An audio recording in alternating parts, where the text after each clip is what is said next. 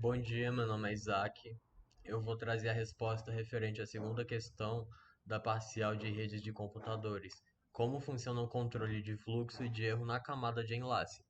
O controle de fluxo e de erro, ele é basicamente o controle de enlace, e o controle de enlace, ele depende de uma técnica que é chamada de framing, muito utilizada em redes LANs.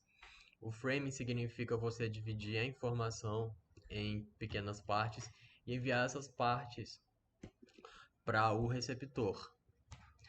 Nesse caso, os frames ele podem ter tanto um tamanho fixo quanto um tamanho variável. No caso do tamanho variável, dois protocolos são geralmente trabalhados: o protocolo orientado a caractere e o orientado a bit. O orientado a caractere, como dá para ver na imagem, ele é um protocolo que faz do frame, pelo menos na seção de informação, ser dividido em caracteres de 8 bits, de acordo com o padrão da tabela ASCII 2. E além disso, você vai ter também um cabeçalho e um trailer. E para definir o início e o fim de cada frame, tem um flag. Só que como esse flag também é um padrão de bits, ele pode aparecer dentro da seção de dados. Para evitar com que isso aconteça, foi utilizado um caractere chamado escape, e toda vez que o receptor encontra esse caractere escape, ele considera que o próximo caractere ele vai ser interpretado como um padrão de dados e não como um flag ou também como um próprio caractere escape. Na imagem tem um flag e um caractere escape dentro da seção de dados, então é inserido um ASCII antes de cada um desses. O receptor entende, os retira e consegue a informação original. Já nos protocolos orientado a bit, não vai ter essa divisão em caracteres e de resto ainda tem as semelhanças, como vai ter um cabeçalho, um trailer e vai ter também um flag com um padrão. Nesse caso o padrão é zero seguido de 6 uns e mais um zero. Ainda pode ocorrer o mesmo problema de você encontrar um flag dentro da seção de dados, e para isso é inserido um bit a mais, e esse bit é geralmente zero nesse caso, para evitar com que o padrão do flag se repita. Essa técnica é conhecida como bit stuffing. Já no protocolo orientado a caractere, ela é conhecida como byte stuffing. Por fim, a gente chega na taxonomia dos protocolos que fazem parte do controle de fluxo e de erro. Lembrando que o controle de fluxo é evitar que o emissor emita mais informações do que o receptor consegue processar, e o controle de erros se trata basicamente da retransmissão da informação já enviada. Por fim, o protocolo existem para os canais sem ruídos, que geralmente são protocolos mais de visualização e compreensão do problema. Existem os para canais com ruídos, que são feitos para a realidade. Começando pelo mais simples possível, aqui o emissor ele pega os dados que vêm da camada de rede, a camada de enlace cria o frame e envia esse frame.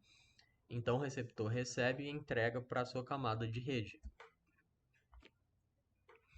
Aqui tem o algoritmo para o protocolo mais simples possível, enquanto for verdadeiro, ou seja, repetir indefinidamente, while true, ele espera um evento. Esse evento é o evento de requisição de envio. Significa que a camada de rede enviou um dado e esse dado deve ser transmitido. Então ele pega essa informação enviada pela camada de rede, cria o frame e envia o frame. Já o algoritmo no receptor é mais simples. Ele também vai repetir indefinidamente, assim como todos os algoritmos. Ele vai ficar inativo até a ocorrência de um evento. Nesse caso, o evento seria um evento de chegada, a chegada do frame enviado pelo emissor. Então, ele recebe o frame, ele extrai a informação e entrega para a camada de rede. Aqui um diagrama do fluxo dele. Simplesmente o emissor envia o frame e o receptor recebe e envia para a camada de rede. Claramente não é uma situação real, porque dentro disso ainda não tem uma confirmação da recepção do frame, muito menos não considera a possibilidade de existir uma interrupção na transmissão de dados. Aqui a gente tem um protocolo um pouco mais elaborado, que é o Stop and Wait, o para e espera. E ele tem esse nome justamente porque ele envia o dado e ele espera que esse dado ele seja enviado e que o receptor, ao receber, ele envie um ACK, que é Acknowledgement, que significa confirmação. É um frame de confirmação que o receptor envia sempre que ele recebe um dos frames. Então, aqui nesse caso, ocorre praticamente a mesma coisa. A camada de rede, ela obtém os dados, manda para a camada de enlace cria o frame e envia, e o receptor, ele pega esse frame, entrega para a camada de rede e confirma que o frame chegou com sucesso e envia o ACK, que é a confirmação. O algoritmo ele também é bem parecido, repete indefinidamente. E ele também vai criar uma variável, que é o canSend, o pode enviar. Ele permite que o primeiro frame parta. Então aqui ele fica inativo até que um evento aconteça. O evento, assim como no protocolo passado, é que chegue uma requisição de envio.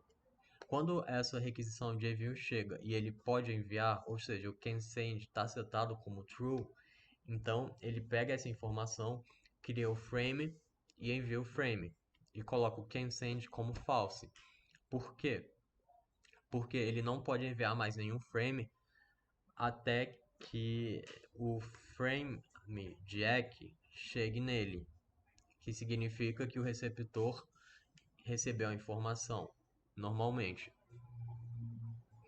Então ele fica inativo até a ocorrência de um frame e caso chegou uma notificação de chegada, essa notificação de chegada significa que o ACK chegou, e se o ACK chegou, significa que está tudo certo, então ele pode enviar o próximo frame. E assim o algoritmo fica se repetindo.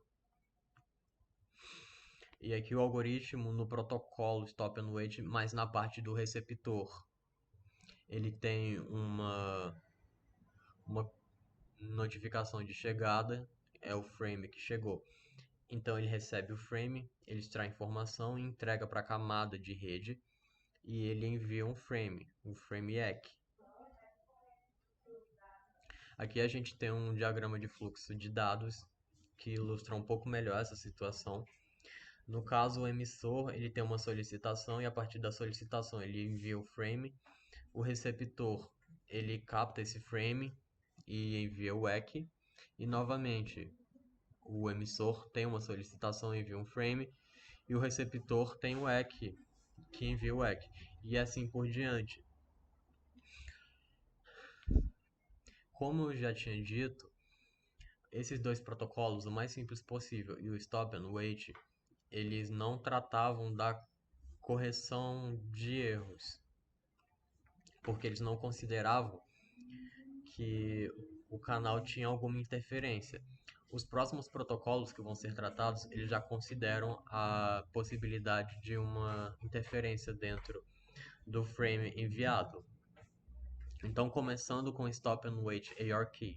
ARKey, no caso, é Automatic Repeat Request. Significa que ele mesmo vai enviar a informação caso ele não receba nenhuma confirmação de que ela foi recebida.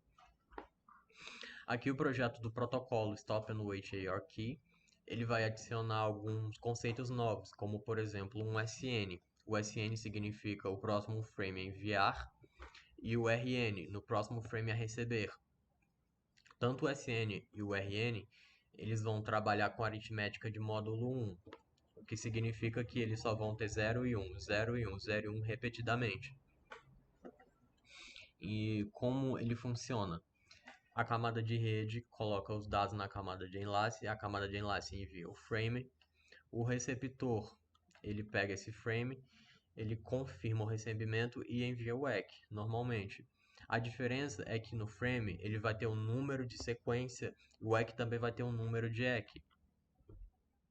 Então, caso o número de sequência bata com o número de EQ, ele pode enviar o próximo frame. Aqui já tem a parte do algoritmo do Stop and Wait ARKey. Ele seta o SN, que é o frame que deve ser enviado primeiro, o frame 0, o can send como true, e ele tem um ciclo de repetição infinito. Se existe uma requisição de envio e ele pode enviar, então ele pega a informação proveniente da camada de rede, ele cria o frame, o secNo, que no caso ele agora é o SN,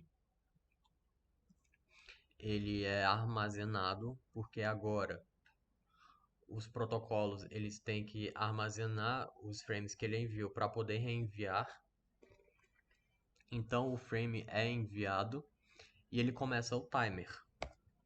O timer ele é um relógio literalmente que é acionado toda vez de que um frame ele é enviado, e quando não se tem uma resposta do recebimento do frame, esse timer alguma hora ele vai disparar, e quando ele dispara ele reenvia o mesmo frame, e é por isso que existe a necessidade de você armazenar esse frame enviado. Então, continuando na análise do algoritmo, aqui tem a confirmação da chegada de um EQ. Se ele ter a confirmação da chegada de um EQ, ele vai pegar esse frame, o EQ null, e ele vai verificar se é válido. Ele verifica se é válido, se ele não está corrompido e se o número do EQ é igual ao número do SN. Caso seja verdadeiro nos dois lados, ele para o tempo, ele exclui o frame anterior para poder guardar o novo frame e ele coloca o canSend como true, significa que ele já pode voltar a enviar. E aqui o evento do timeout, que é quando o timer dispara e ele tem que reenviar o frame e ele começa o timer de novo. Já na parte do receptor é também bem simples. O RN começa como 0, então tem um ciclo de repetição infinita. Nesse primeiro if tem a chegada de um frame de dados, então ele entrega o frame. Não, ele recebe esse frame no caso. Se ele está corrompido, então ele não faz nada. Porém, se esse frame for igual ao RN, no caso se o número de sequência, o secNo, é igual ao RN, ele extrai os dados, ele entrega a informação e seta RN mais 1. No caso, se o RN for 0, ele vai para 1, e se for 1, ele vai para 0. E envia o novo RN, que no caso é o EQ. Aqui um diagrama de fluxo que explicita um pouco mais essa situação. Aqui tem a solicitação, o SN é 0, ele envia um frame 0. Então o receptor ele capta isso e envia o EQ. E isso faz com que o SN seja incrementado, então ele era 0, parte para 1, então ele reenviou. Caso o frame ele seja perdido, o timer ele vai disparar, forçando o frame a ser enviado novamente, então ele envia o EQ, e assim continua. Mesmo se o EQ também for perdido, o frame ele vai ser enviado de novo e ele vai receber a confirmação. O problema do Stop and Wait ARKey é que ele é um protocolo que não consegue ter uma grande vazão de dados. Isso acaba sendo ruim, porque ele não consegue transportar muitos dados ao mesmo tempo, já que ele depende que haja uma confirmação para enviar o próximo frame, para ter pelo menos o processamento do próximo frame. Diferentemente dos dois próximos protocolos, eles já processam os frames enquanto enviam os outros. No caso, o primeiro protocolo é o Go Back N, ARKey, e o Go Back N ele adiciona um conceito novo, que é o conceito de janela. Essa janela é uma janela de transmissão. Ela tem um tamanho de 2 elevado a m menos 1. E nesse caso, aqui você vai ter também duas novas variáveis, SF e o SN. O SF ele vai se referir ao primeiro frame dos frames enviados que não foram confirmados. O SN, ele significa os que podem ser enviados, mas não recebidos na camada superior. Assim, toda vez que o SF ele é incrementado, ou seja, recebeu a confirmação, ele passa para frente, o SN também passa para frente. E também tem a janela de recepção, porém ela só tem um tamanho 1 e ele é o RN. Aqui o projeto do protocolo Go Back N ARKey, já que o seu algoritmo.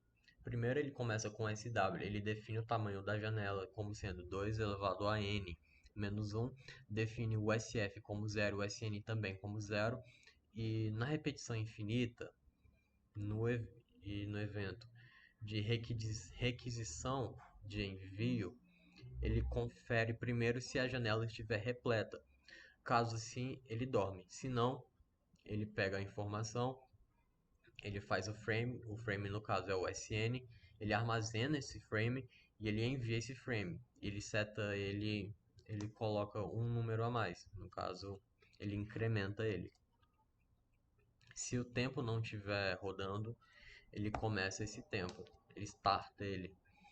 Já para confirmação de chegada, uma notificação de chegada, que significa a chegada do EC, ele recebe esse EC, se ele tiver corrompido ele não faz nada.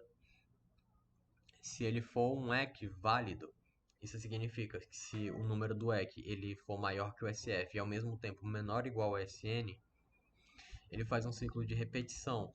Ele fica enviando todos os frames até chegar no número do EC. Enquanto isso, ele vai excluindo todo frame que ele já enviou, que não faz mais parte dos frames enviados e confirmados. Não confirmados, no caso, de confirmação pendente. E ele para o tempo. Já no caso do evento timeout, praticamente é quase a mesma coisa. Ele starta o tempo. Ele coloca uma variável temporária como SF. Enquanto a variável temporária for menor que SM, ele envia o frame SF e fica enviando os frames SF até o temporário ser igual à variável SN. Aqui já tem a parte do algoritmo no receptor para o protocolo de Go Back N. O RN vai receber 0, lembrando que ele tem uma janela de apenas um tamanho de AP. E aqui a gente vai ter a chegada do frame de dados, Arrival Notification. Então ele recebe o frame novamente. Se o frame tiver corrompido, não faz nada. Se for o frame esperado, isso significa que o número do SecNo é igual ao RN, então ele entrega a informação e o RN ele é incrementado e ele envia o EC. Esse RN ser incrementado significa que ele desliza a janela. Aqui o diagrama de fluxo para o exemplo. Toda vez que um frame é enviado, ele desliza a janela para frente, ou seja, o SF é incrementado e o SN também é incrementado. Caso haja algum problema na confirmação do pedido, ele reenvia todos os frames até que ele seja confirmado nesse caso. E por fim a gente tem o Selective Repeat ARKey, que ele tem uma janela de tamanho menor, porém ele é um pouco mais eficiente do que o Stop and Wait. Ele funciona basicamente quase da mesma forma. Tem o SF, que é os frames enviados que não são confirmados, e o SN, que é os frames que podem ser enviados.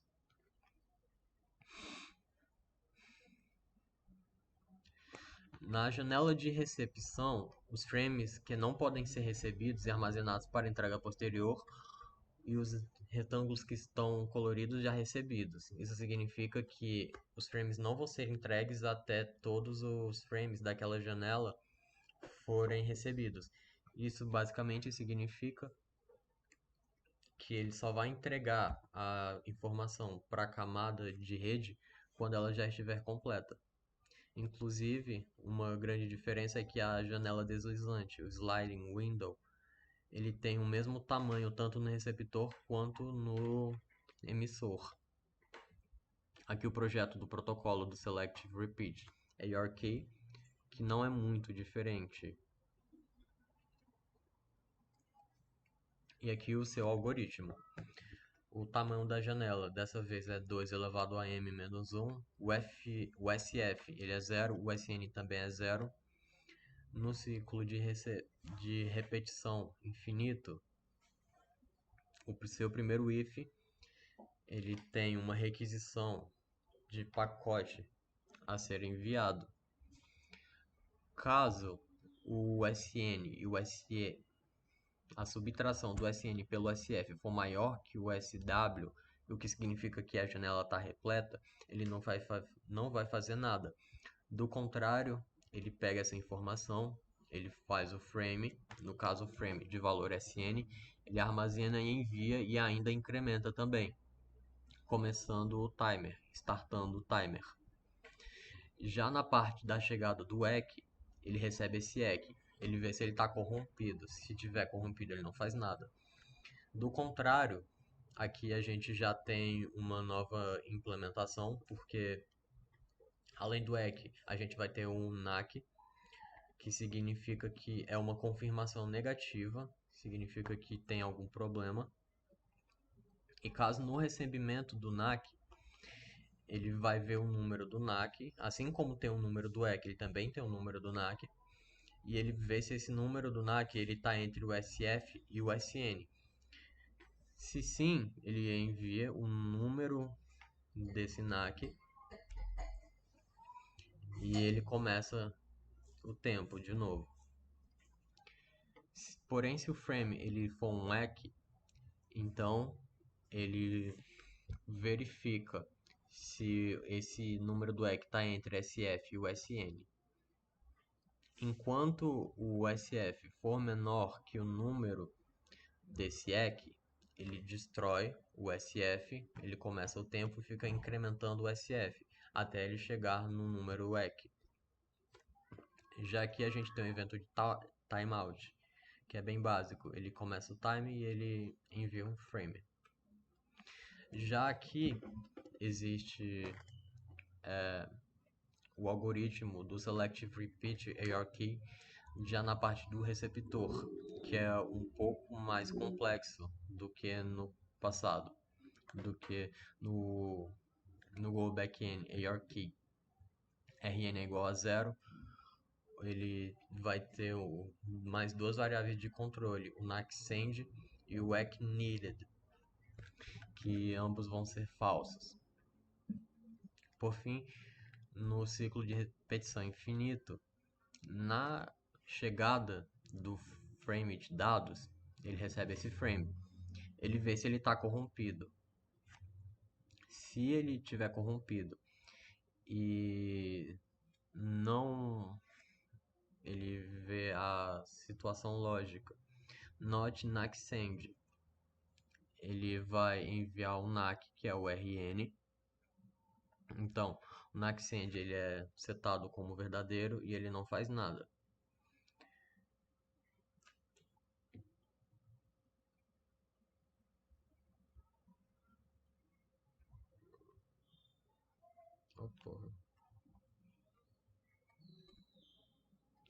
Por fim, aqui o diagrama de fluxo de dados, mostrando o exemplo da janela deslizante. Lembrando que a janela deslizante é igual tanto na parte do emissor quanto na parte do receptor.